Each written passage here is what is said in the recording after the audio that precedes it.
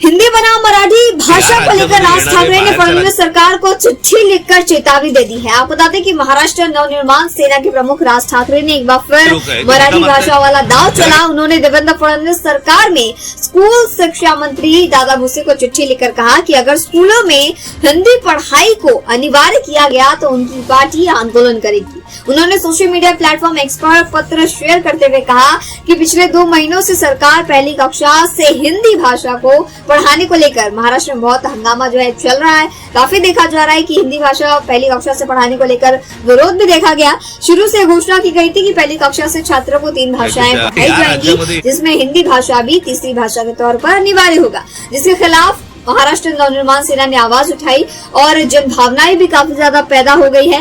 राज ठाकरे ने कहा कि मूल रूप से हिंदी कोई राष्ट्रीय भाषा नहीं है, ये देश के अन्य प्रांतों की भाषाओं की तरह ही एक भाषा है। इसे लिखना अनिवार्य क्यों बनाया जा रहा है? मुझे नहीं पता कि सरकार किसके दबाव में और किसके दबाव में आकर झुक रही है, लेकिन मूल रूप से मुद्दा यह है कि बच्चों को पहली कक्षा से ही 3 भाषाएं क्यों सिखाई जाए। फिर उन बारे में आप घोषणा भी कर रहे हैं। महाराष्ट्र शिक्षा बोर्ड के पाठ्यक्रम वाले स्कूलों में पहली कक्षा से केवल 2 भाषाएं पढ़ाई जाएंगी, लेकिन इस घोषणा का लिखित अध्यादेश अभी तक क्यों नहीं आया? ये उनका सवाल है कि अगर आपने हिंदी को अनिवार्य नहीं किया है तो आप इसका अध्यादेश जारी करें कि 2 ही भाषा पढ़ाई जानी चाहिए।